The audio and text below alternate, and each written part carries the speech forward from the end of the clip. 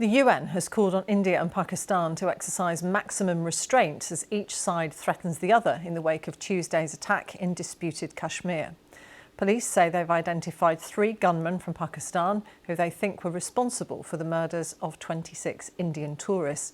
Delhi has since suspended a water-sharing treaty with Pakistan and they've closed the main land border between the 2 countries.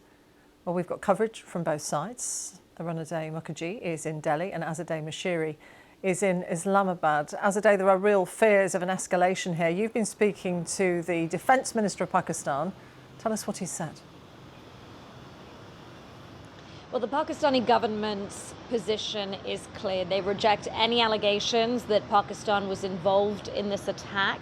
In fact, in a largely symbolic move today, the Senate passed a resolution rejecting those allegations, calling it a campaign by India, and also condemning the unilateral suspension of the water treaty. It says that that move is unlawful. Now, when we asked the Pakistani defense minister about this, he said that Pakistan could not take it lying down. This treaty has been in place since 1960 and it governs the Indus River sharing system, the sharing of that water system. And it guarantees the water flow from 3 western rivers to Pakistan. And so we asked the defense minister how Pakistan views any move to halt or divert the flow of water from the Indus River. And this is what he said. It will be a declaration of war, you know. You are actually depriving us of water, which is our right, which was acknowledged by India as it is written in that treaty. We want that treaty to stay alive. Now, India accuses Pakistan of being indirectly involved in the attack because it accuses Pakistani militants based on Pakistani soil of being behind this attack. Now, we put this to the defense minister and asked him whether he views Pakistan as having any responsibility to monitor or contain militants on its soil, especially given the history of attacks by militant groups operating in Pakistan and then also operating in Indian-administered Kashmir. And he denied, despite US intelligence or Indian intelligence to the contrary, that any of these groups operate today. They are redundant and they are like... What does redundant mean? Redundant means that they are inactive. They have become extinct, you know. But do you therefore think that any sort of US bounties that are on anyone's heads or someone like Hafiz Saeed, you believe that these are just outdated? Is that what you're saying? They are outdated. They are part of the archives. That the US should get rid of it? Yeah, they are part of the archives now, you know. Now, the stakes are high. India and Pakistan both claim all of Kashmir, and they fought 2 wars in a limited conflict over it.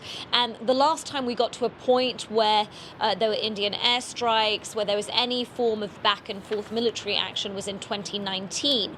At this point, the defense minister said we're still in the realm of diplomatic tit for tat, but the possibility of that escalation is there. As he said, he views and Pakistan views any action when it comes to this treaty as a declaration of war and will be monitoring what's happening with that water flow very closely.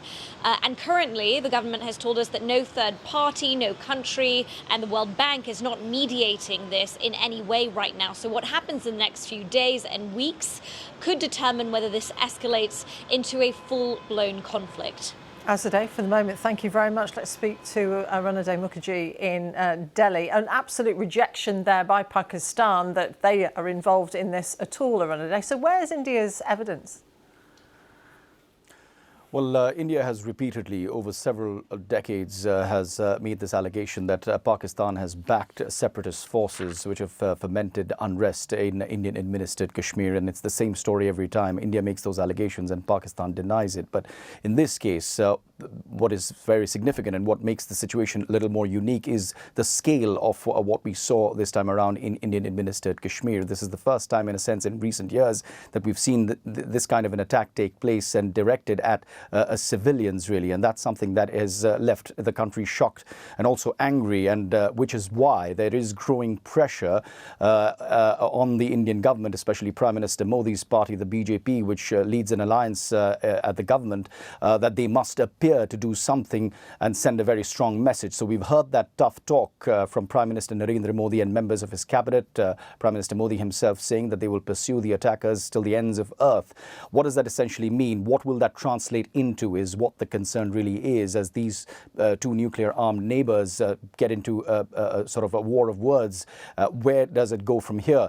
We've seen in the past, as Azadeh was also mentioning, that in 2016 there was a terror attack in Indian-administered Kashmir, which India responded with what it called were surgical strikes in Pakistan-administered Kashmir. In 2019 there was another terror attack in Indian-administered Kashmir, to which India once again responded with limited strikes in Pakistani territory. So when we speak to analysts, they say, look, the precedent is very much there if you take the past as evidence. So this time around, you have to match that in a sense. The government has to match that because they've already done it in the past. And given the scale of what we saw this time around, what is India going to do next? That is where the concern lies. Arunadeh, thank you very much. Arunadeh Mukherjee in Delhi.